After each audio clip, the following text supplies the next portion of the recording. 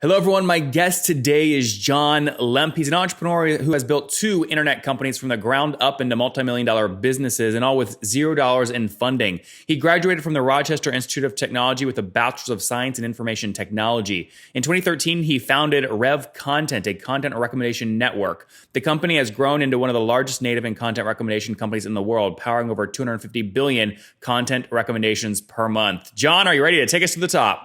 Sure, let's do it. All right, I love this. No funding. Now, are you still bootstrapped or have you raised for Revcontent? Yeah, we're bootstrapped all the way. Good. Okay, so tell us what the company does and what's your business model. How do you make money? Well, we actually we power advertising, content recommendations for major media sites. So typically we work with sites like Inc., Fast Company, Newsweek, CBS, and we if you look at the end of an article, you'll see recommended articles. And you'll see other or recommended ads, and you'll see different types of advertisements. So you're kind of in the kind of Outbrain, Tableau, like that kind of space, right? Ouch. Yeah. Why do you say ouch? No, I would say it's I think content rec companies, I'd say, and really the content rec industry has a lot to improve on, and it's and I think that's also really the biggest reason why we're in it. So it's and that's we're excited about just looking at things a little bit differently than the traditional companies have. So that's but I would say it's there's definitely John, come on, you seem like a straight shooter to me. What do you not like about Outbrain? It's well, I'm not gonna. No, I don't want to talk bad about anything that. Well, but this is critical to why you're in the space. You're hinting around something. Say it directly. I mean, what is the current space doing that you don't like? I would say the quality of the recommendations, and even our recommendations need to get better. It's, I mean, when it comes down to it, it's, the reason why we exist is to create an open internet. And we look at this, it's, you have sites like Facebook, sites like Google. I mean, they're powering 49% of all internet advertising. And when we look at this, it's, there needs to be some hope. There needs to be an independent third party that can actually help bring news and media companies out there and get people an opportunity to just have different ideas. Because right now, when you look at ideas, if all your ideas are dependent on one or two companies in the algorithm, I mean, literally, if your ideas are not liked by that algorithm, they're dead, they're gone. And what happens? I mean, you talk about new businesses, you talk about anything. It's like I feel like nobody's really fighting back enough, and that's the bigger picture. And when we look at that, what does it mean to do that? It means better personalization. It means that we need to actually truly understand who our users are.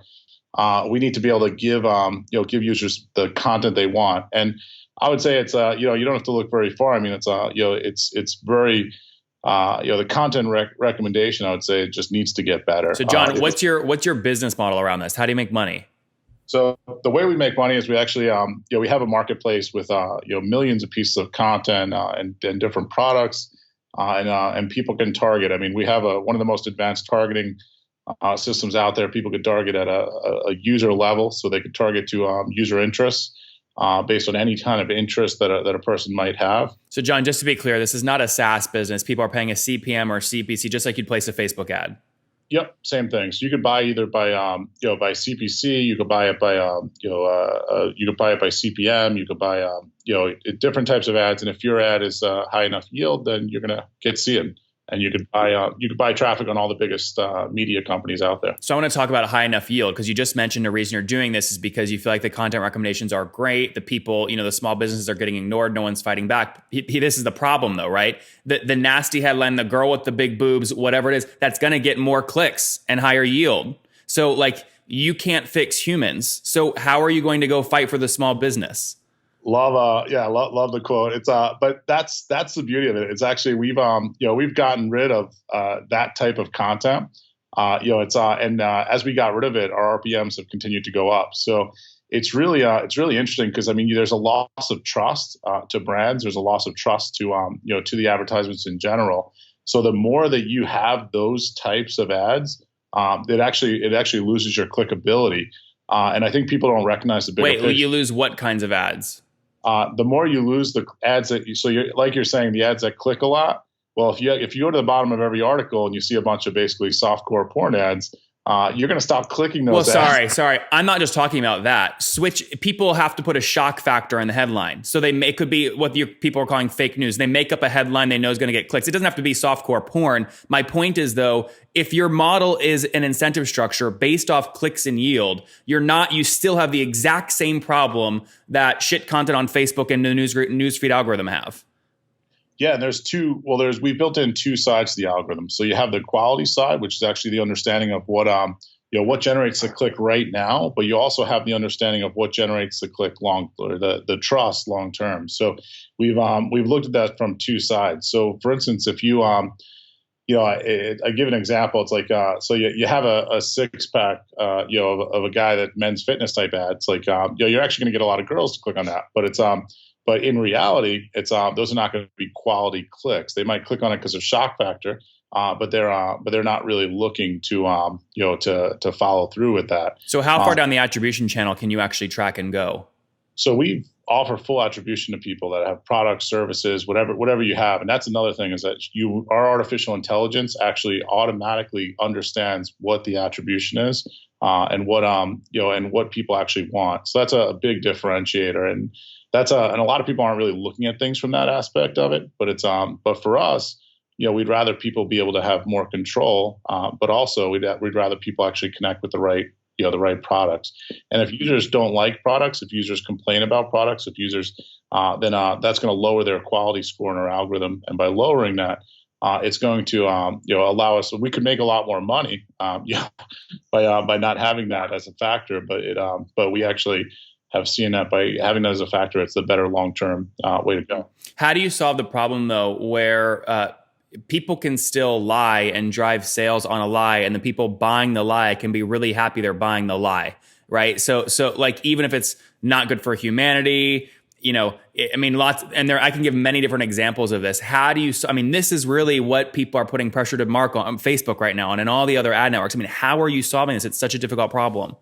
Yeah, no, I'm going to say I'm not going to be the first person to to solve every aspect of it, but it's a process, and the process is starting with the right goals. And that's what I notice is the biggest thing. It's if you start with the right goals, then you could slowly, I would say, chip away at the problem. But if the goal is yield, you're always going to have people are always going to do shock factor. Like, you have to change the incentive structure to fix the problem, don't you? Yeah, and when you talk about shock factor, it's like I'd say like you said, you walk down a newsstand right now, and what is the cover going to look like on every single major media? Totally. There's a reason Murdoch only sold the Disney business and kept the news business, right? It's way more fun for him. Yeah, it's no, exactly. It's like it's funny. So there's as far as media goes, are we going to ever perpetually be able to root out people getting clicks or getting attention? No, and that not necessarily isn't our is not our goal. But if people are going to mislead, if people are going to do something the wrong way, or if it's going to be a product that's not quality, I'd rather say that we don't want that on our network. And it's going to be something that who decides that, though? It's well, that's the thing, is like I don't believe I'm a huge proponent of free speech. It's so it's I'm talking specifically about more products and things like that. Because you mentioned products and services. I'm not sitting here to look to editorialize and be the person that becomes an editor. I really think that's if we as platforms start going down that route, and will we work with guys that do things, I would say, intentionally misleading? No, not at all. So we don't.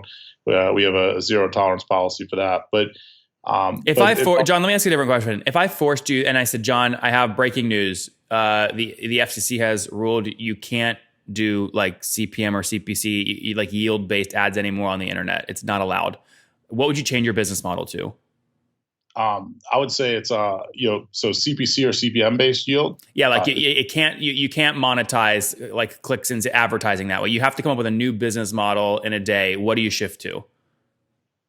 So you can't monetize clicks. So it's not the click. It's I would go to the sale if we go to a sale. If we had to go down that route. So you become an affiliate network. It's that's actually what my last business was that I sold. So it's so it's understanding users, I would say, is the key. If somebody's going to outlaw all internet advertising, then what I'm going to do is I'm going to figure out a way for people to just get content to each other. I mean, there's and there's a lot of ways to do that. You don't even have to, I would say you don't have to actually make money from it in that way. And I would do any way to do it, because I mean, you could still create revenue sources, I would say, just from exposure. So it's to people. So that's good. So if there was no internet advertising, then I would still be fine. We would move into a whole different model, but it was be bringing content to each other. What's your team size today? We're about 150 right now. Okay. We bought a company in Europe last year, so we have a base out in Bath, England. We bought a Silicon Valley company earlier this year, so we have a base in Silicon Valley.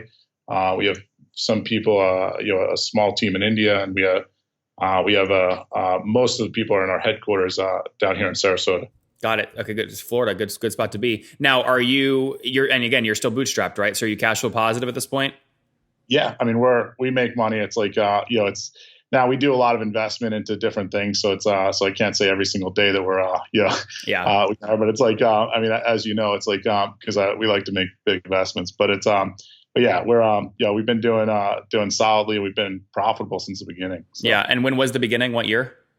2013. 2013. And look, I mean, if you're profitable, if I only just take hard count head cost expenses, ignore all your other expenses, whatever else you spend money on, rent, things like that. I mean, if you have 150 people and assume a pretty average salary of, call it 60 grand, that's, $5,000 a month ish. If I just multiply those, I mean, you guys are doing well north of 750 a month, right? Yeah, we so according to Inc., I mean, I can't share our current numbers, but according to Inc., we did 184 million last year. Mm-hmm. Top line. Yeah. Now, was that spend processed or your actual revenue? That was our actual. That was our actual. So that was our gross revenue, I would say. So it's so that's which would be our total advertiser spend that's spent in the network. But it's but if you want to know like net, like margin, is that what you're looking for? Well, hold on. Yeah. So people see, whenever I talk to folks in your space, the numbers always get very confusing because they give me these big numbers, but but you have 184 million. I think what you're saying is you have 184 million spend that went through your platform, of which you take some percentage of. So you're actually making maybe 10% of that or 20% of that. What's the number? Yeah, I would say it's typically, I mean, it's over 20%. So it's, okay. So it's, which I'm not probably supposed to share, but why are you supposed to share that? You seem like a chill dude that doesn't really give a shit. We're a private company, so it's and again, I don't have investors, so I could share anything I want. Well, you submit them to Inc., right? Yeah, we submit them to Inc. That's why I have no problem sharing. Yeah. Now what year was that? How many years ago was this in Inc.? Oh, that was last year. So we good. Just got recognized in August. So got it. So that would have been fiscal year kind of 2016. Yep. Yeah, exactly. Okay, got it. That's good. So 2016, 184 million through your platform, about 20% actually is kind of quote revenue, to you guys to call, what is that? About 40, maybe 35, 40 million ish, 150 people. That's good stuff. When you're making and deciding what companies to go after in terms of acquisitions, how do you do that? What's your process for that? And I would say it's when we look at it, it's we're not really interested in market share type plays anymore. So it's like I'd rather just out innovate somebody. It's and then and take their market. It's like when we talk about I would say technology, that becomes more interesting. But the most important thing typically is the founders or the people that are actually driving the technology. It's because so you're buying a brain. You're not trying to buy a customer base or add on additional incremental revenue. You're buying a brain, knowledge. Yeah, exactly. Like we have the distribution channels down. It's we just, for us, it's as we've been expanding. We have some different things coming out in video. We have a whole new experience coming out for the Below article experience, which is going to change everything.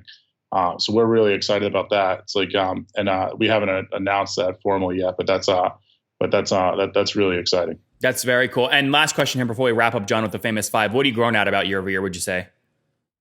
I would say we're growing. It depends on the area of the business. I mean, we're growing significantly in some areas. It's like other areas.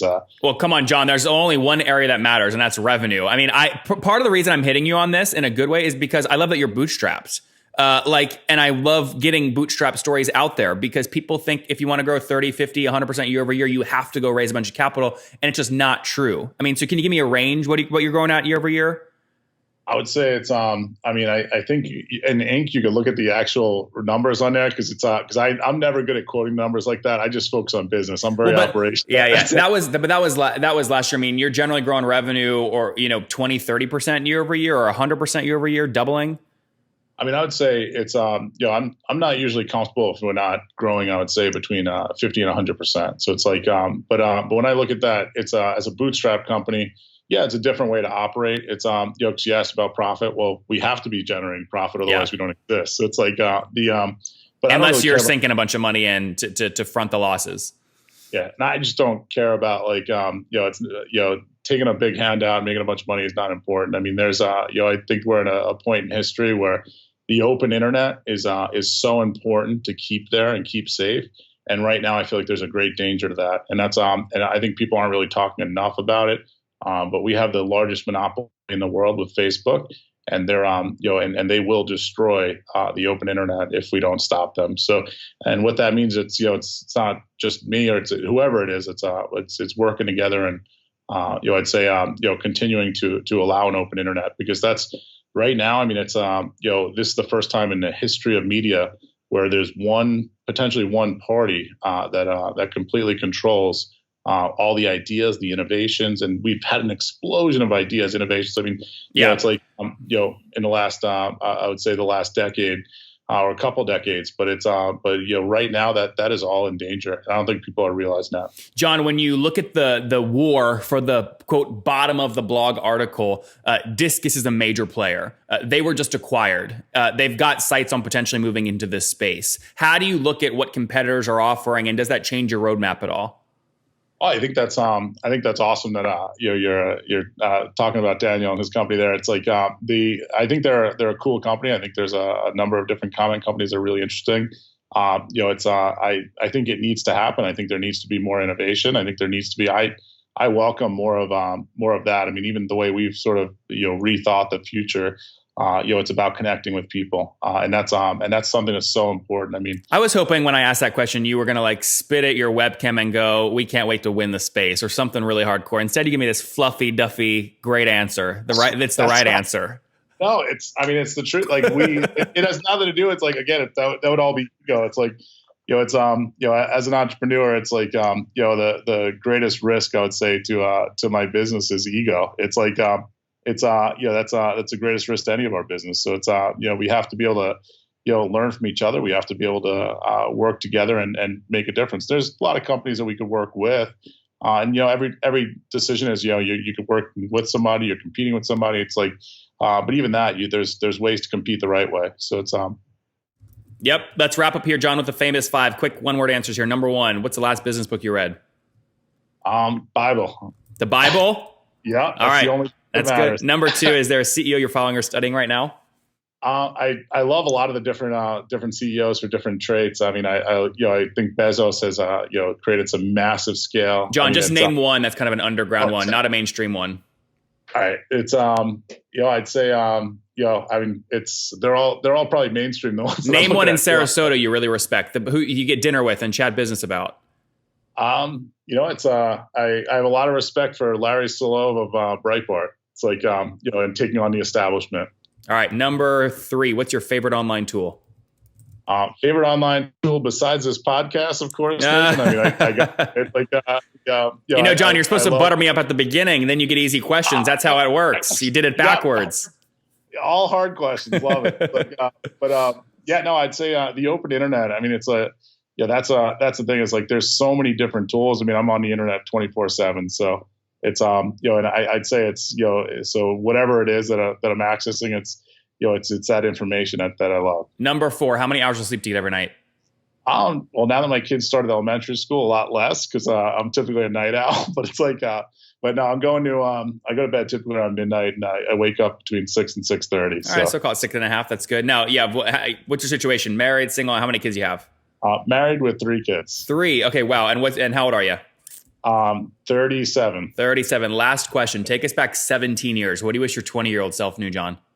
Oh my goodness. It's like, that's a great question. I mean, we got like, I would say, don't fear failure, expect it. I'd say, always treat time as more valuable than money. I don't live for others' affection, but always live for others. Be selective with who you surround yourself with. If everyone loves the idea, go back to the drawing board. If everyone calls the idea crazy, then you're ready to start. Always make the tough decisions. Never let money drive the decisions.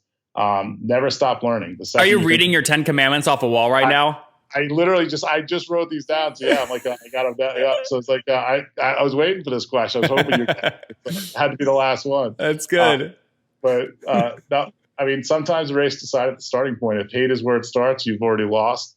Alternatively, if love is where it starts, you already won. And then most important, never give up. There you guys have it from John. I can't summarize that up in 5 seconds because there was too much goodness there. So replay that a few times to get yourself motivated this morning. John, again, launched Revcontent after he sold his first company. He launched this one back in 2013. He's bootstrapped it, which I love, has locations in England, San Francisco, India, Sarasota, where he's based. His team of 150 people focused on giving power back and taking it away from the duopoly, Google and Facebook, when it comes to online advertising, really doing it in a kind-hearted way with the right intentions around the open internet. Again, growing rapidly. 2016, they did about 184 million in process spend. They take about 20% of that, so call it 35 to 40 million-ish in revenue. He likes to be growing 50 to 100% year over year. John, thank you for taking us to the top. Awesome, Nathan. Great talking to you.